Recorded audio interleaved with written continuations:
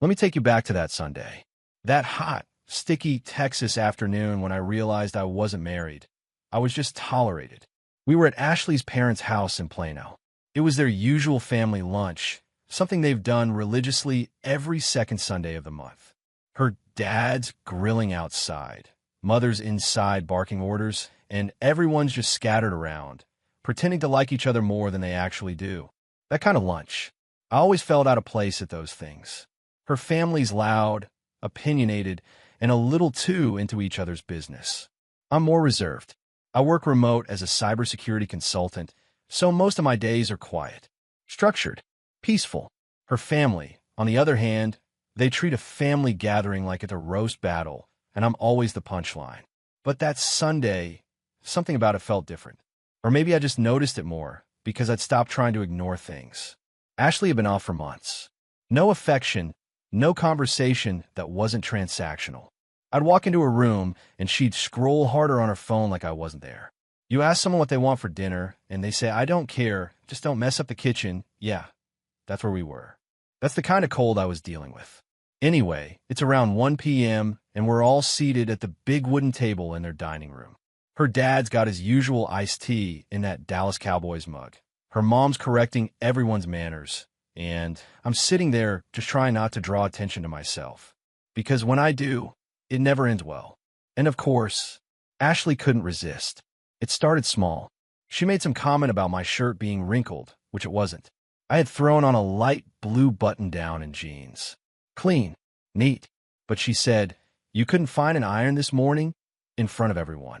I smiled, just nodded, didn't take the bait. Then came the jabs about work.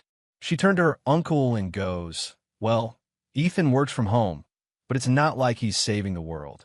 He just clicks buttons all day." Laughs followed. Some fake, some real. I just chewed my food and stayed quiet. But then she got bold. I don't know if it was the wine, the attention, or just her bitterness boiling over. But she looked across the table, smirked, and said, "Honestly, I don't even know how I ended up with a man who needs a GPS to find a bedroom." Silence. Straight up silence for like 5 seconds. Forks midair. Someone choked on a laugh. I didn't look at anyone. Just stared at my plate like it might open up and swallow me whole. And the thing is, it wasn't even about what she said. It was how she said it. The way she looked at me, like I wasn't even a person. Like I was some charity project she was stuck with. Like all I did, all I gave, my patience, my support, paying half the damn mortgage. None of it counted anymore. I was just background noise to her now. Her cousin Rachel was sitting 2 chairs down from me. She'd been quiet all afternoon, picking at her salad, occasionally glancing my way like she could feel the storm brewing. Rachel and I were never close. I mean, we talked here and there during these lunches, but she was always kind of off to the side, the quieter one in that loud, judgmental family. She's been through a rough divorce herself. I knew that much.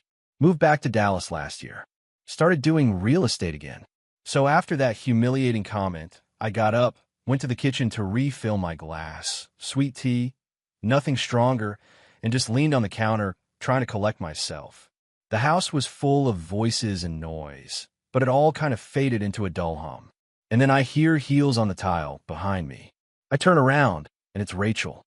She doesn't say anything right away. Just looks at me. Like really looks.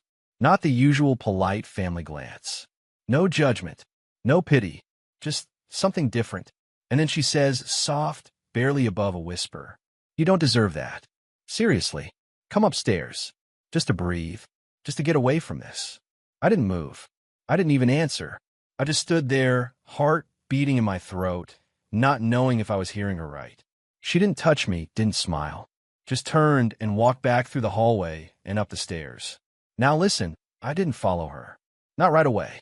I stood there frozen for a good minute, staring at the hallway like it was some kind of test. Like walking up those steps meant crossing a line I couldn't come back from. But not for cheating or anything like that. No, the real line had already been crossed. By Ashley. Over and over again. Every time she treated me like a stranger in our own home. Every time she made jokes about my worth like it was open mic night. Every time she looked through me. So yeah, something snapped at me right then. Not in an angry, impulsive way. It was clear, calm, like a fog had lifted and I could see everything for what it really was. That moment, Rachel's voice, her honesty, her seeing me, it cracked something open. I didn't follow her upstairs that minute. I walked back to the table instead, sat down, and said nothing. Ashley didn't even notice I was gone. Her uncle was telling some story about fishing in Lake Ray Hubbard, and she was all smiles like nothing had happened. But something had happened. I wasn't angry anymore. I was done. Done trying to win her over. Done begging for decency in my own marriage. Done being the family doormat. That Sunday lunch didn't break me. It woke me up. And Rachel? She wasn't a problem. She was just a mirror. The moment that let me see what I'd been tolerating for way too long. And trust me, what came next wasn't loud. Wasn't messy. But it was final. And it was going to be the coldest, most peaceful ending Ashley never saw coming. People always think marriages fall apart over some big event. Like cheating, a screaming match, some final straw. But most of the time, it doesn't go down like that. Sometimes it's a slow leak. A silent decay. You don't even notice it at first. You're just going through the motions, telling yourself it's just a phase, until one day you're looking at the person next to you and thinking, how the hell did we get here? That's what happened with Ashley and me. We met at a wedding in Cleveland. My buddy Mark was marrying this wild, hilarious woman named Jess, and Ashley was Jess's coworker at the time. She was confident, not loud, not dramatic, just sure of herself. Wore this simple black dress and had this sarcastic little smirk when we first talked at the bar. She made fun of the DJ. I laughed. We ended up talking for 2 hours straight. She had just moved to a new apartment, working as an office manager for a dental clinic. I was 2 years into my remote cybersecurity gig. Life felt stable, simple. We started seeing each other every weekend. She cooked these fire shrimp tacos. I showed her how to actually enjoy football. It was fun. We had chemistry, jokes, late-night talks. We even fought well, like adults. After a year, we got married. Small wedding, nothing fancy. Her idea said she didn't need a spectacle to prove a point. At the time, I thought, damn, I hit the jackpot. Independent, grounded, realistic. That's what I thought. Right after the wedding, she wanted to move to Texas. Said her family was there, her mom wasn't doing great, and she missed the southern pace. I was cool with it. I work remote. I could plug in from anywhere. So we settled in Plano. Bought a modest 2-bedroom house in a quiet neighborhood not far from her parents. She decorated everything in that warm beige and navy combo. I helped where I could, but honestly, I mostly stayed out of her way. She liked things done a certain way, and I didn't mind. And for the first year or two, things were fine. Nothing magical, nothing dramatic. Just normal. You wake up, you do life together. We had a rhythm, shared chores, went to Home Depot on Saturdays, watched Netflix at night. I paid the bigger bills, she handled groceries and little stuff. Pretty standard. But somewhere along the way, the tone shifted. And it was so subtle, I barely noticed it happening. It started with the comments. Little things like, do you really need another pair of those ugly sneakers? Or, you always overcook the eggs. I'd laugh it off at first. I thought she was just being playful. But then it kept going. You talk too slow. You're so awkward with my friends. Maybe we're something that doesn't look like it came out of a high school closet. And it wasn't said with humor. It was sharp, intentional. At first, I brushed it off. I figured, maybe work's stressing her out. Maybe her mom's health stuff is getting to her. I tried to be more helpful, more patient. I picked up dinner more often. I started asking if she wanted to go on weekend trips. She'd always say no. I'm tired. Too much going on. We don't need to spend that kind of money. And that's when I realized she stopped looking at me. Not in the literal sense. She made eye contact, sure, but she didn't see me anymore. Not the man who supported her move across states. Not the one who kept our life afloat quietly behind the scenes. To her, I became a guy who forgot to put the trash out on time. The guy whose jokes weren't funny anymore. The guy she tolerated. Sex? That stopped being consistent. Then it became rare. Then it became transactional, like I was negotiating a deal instead of connecting with my wife. I brought it up once. Told her I felt distant from her. She rolled her eyes and said, "You're too sensitive. Not everything's about you, Ethan." That line stuck with me, because I wasn't asking to be worshipped. I just want a connection, respect, a bit of warmth. But apparently, that made me too sensitive. Now let me be clear, I never raised my voice at her. Never cheated. Never belittled her. I wasn't perfect, but I showed up. I paid the bills, made her coffee in the morning, rubbed her back when she complained about work. And the thing is, she knew it. She knew she had a good man. That's why she stopped trying. That's why she started pushing to see how far she could go. How much she could disrespect me before I'd finally speak up. And I didn't. Not for a long time. I just let it build up inside. Then there were her co-workers. There was this one guy, Chase. He worked in sales or something. She mentioned him casually at first. Then his name came up more and more. I checked her phone once, I'll admit it. Saw some flirty emojis. Nothing explicit, but still not the kind of thing a married woman should be sending. When I confronted her, she called me insecure. Said I was snooping, acting paranoid. That I should grow up. So I shut up again. Told myself I was overthinking. That maybe I was the problem. But the worst part? Her family enabled it. Her mom constantly said things like, "You know Ashley has strong opinions. You can't take her seriously." Her dad? He barely looked at me half the time. I was just some generic son-in-law to him. Except Rachel, her cousin. She noticed. Every time Ashley cut me off mid-sentence at dinner, or made one of her little snide remarks, Rachel would glance at me. Not with pity, but with this quiet awareness. Like she saw the cracks too, but didn't know if it was her place to say anything. And now that I think about it, she did try, in small ways. Once, she invited me to walk the dog with her during a family weekend barbecue. Just us. We talked about work, life, even music. It was the first time in a while someone actually listened to me without trying to correct or judge. She didn't say much about Ashley, but you could tell she knew what was going on. Anyway, by the time we hit our 5th year of marriage, I wasn't even sure if we were a couple anymore or just two people sharing bills and pretending for the holidays. She slept with her back to me. She stopped laughing at my jokes. Hell, she stopped talking to me unless it was about errands. And I guess I stayed because I was still hoping. I wanted it to get better. I didn't want to fail. I didn't want to be the guy who couldn't hold his marriage together. But that Sunday lunch, that's when I knew I wasn't crazy. That her disrespect wasn't just in my head. She humiliated me in front of everyone, again, and Rachel, of all people, was the one who stood up quietly and said, "You don't deserve that." Not Ashley, not her mom, not anyone else at that table, just Rachel. And that was the shift. That was when I stopped blaming myself for everything. That was when I realized this wasn't just a rough patch. This was who she had become. Or maybe this was who she had always been.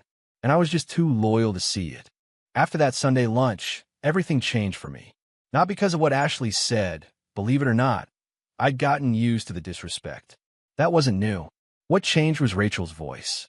That quiet little sentence, "You don't deserve that. Come upstairs." It wasn't even about going upstairs. I didn't go. But the moment she said it, it was like someone finally turned the lights on. Like after years of being told I was too sensitive or making things up, someone finally saw me. That's when I realized I wasn't crazy. I wasn't weak. I was just living in a marriage that slowly starved me, and I had let it happen. So I didn't explode. I didn't throw things. I didn't scream. I went quiet. I drove us home that evening, just like always. Ashley scrolled through her phone the entire time. Didn't say a word about lunch. Not one. It was like the whole thing never happened. That's how you know someone doesn't respect you, when they don't even acknowledge their own cruelty. That night, while she was asleep, I sat on the edge of the bed and just stared at the wall. And I made a decision. I wasn't going to argue anymore. I wasn't going to beg, explain, or prove my worth. I was just going to start preparing. Quietly. And man, I was damn good at staying quiet. The next morning, I woke up at 6, made my coffee like always, and started my day like nothing had changed. Only this time, I had a different browser tab open. I started looking into divorce laws in Texas. Turns out, it's a community property state, which means everything acquired during the marriage is split 50-50, unless you have proof of misconduct. And guess what? I had suspicions. Not concrete proof yet, but enough to make me dig. All I needed was a trail. And with Ashley, it didn't take long. I started checking our shared bank account history. She thought I never looked. I'm a cybersecurity guy. Tracking patterns is literally my job. And sure enough, there it was. Charges from a hotel in Frisco 2 weekends ago. She told me she was helping her mom organize the attic. There were also Venmo transfers to a guy named C. A couple late-night Uber rides to unfamiliar addresses. It wasn't hard to connect the dots. So I went into full ghost mode. Calm, calculating, focused. I copied everything. Screenshots, bank statements, timestamps, all of it. Backed it up to a private folder she didn't know existed. I even spoke to a divorce attorney, real sharp guy named Mitchell out of Richardson. Told him the whole story. He said, if you want to hit her where it hurts, keep acting normal for now. Let her think you're asleep at the wheel. So that's what I did. For 3 weeks, I kept playing the game. I brought her Starbucks on her work-from-home days. I asked about her co-workers.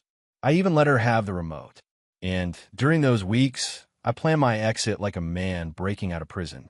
I opened a new checking account in my name only, rerouted my paycheck, switched my online logins, passwords, email recovery info. I even contacted my buddy Josh in Denver. He runs a small cybersecurity firm and had been offering me a role for over a year. I told him I was ready to move. He said the position was still mine. Everything lined up faster than I expected. I found a furnished rental in Lakewood, Denver, with a month-to-month lease. Nothing flashy, just enough to breathe. And then came the last step. I called Mitchell and told him, I'm ready. He filed the papers, had her served at her job. Right in front of that dental clinic, she always bragged about managing. Timing was intentional. Monday morning, 9:45 a.m., when she'd be sipping her little almond milk latte in her office, pretending she was the queen of the building. When the documents hit her hand, she didn't call me. Not at first. She texted me, just one line. What the hell is this? I didn't answer. I was already in Colorado by then. I left her a letter. Not dramatic, not emotional. Just facts. This marriage has been dead for years. You buried it with your words, your silence, and your lies. I stayed longer than I should have, hoping you'd notice. You never did. So now I'm gone. I'm not fighting with you. I'm not rescuing you. I'm done. I didn't block her. I didn't have to. I just stopped replying. A week passed. Then 2. Then the call started. Then the emails. Then the voicemails. At first, she was angry, yelling, cussing, blaming me for running away. Then it changed. She started pleading, saying she missed me, that she was confused, that she didn't mean the things she said, that she never actually did anything with Chase. Too late. And the most satisfying part? I wasn't even mad anymore. I didn't want revenge in a Hollywood sense. I didn't want to hurt her. I wanted distance. I wanted peace. I wanted to sleep at night without feeling like I was a ghost in my own house. I remember sitting on my new patio in Denver one morning, cold air in my lungs, coffee in hand, and I got a text from Rachel. First one since that Sunday. I hope you're doing okay. I meant what I said that day. I just stared at it for a while, smiled, replied, thanks. That meant more than you know. Ashley didn't take the divorce well. She tried to drag it out, claimed she deserved the house. Mitchell shut that down quick with the financial records. She had no leg to stand on. We split everything straight down the middle. Only difference was I was already building a new life, and she was stuck in the ruins of what she helped destroy. Chase ghosted her. Of course. Those guys never stick around when there's drama. He probably had no idea she was married until those court papers started flying. I heard through her sister that Ashley moved back in with her parents for a while, that the clinic let her go, that she's not doing well. And I'm not going to lie, hearing that didn't make me feel good. It didn't make me feel bad either. I just felt done, like I finally closed a door I should have walked through years ago. I never went upstairs with Rachel that day, never crossed that line. But her words? They saved me. And to any man out there who feels invisible, who gets belittled and mocked and blamed for everything, listen to me. You don't have to explode to leave. You don't have to break things. You just have to stop participating. Disappear. Let your absence say everything your voice no longer can. And watch how fast your silence becomes the loudest thing they ever hear.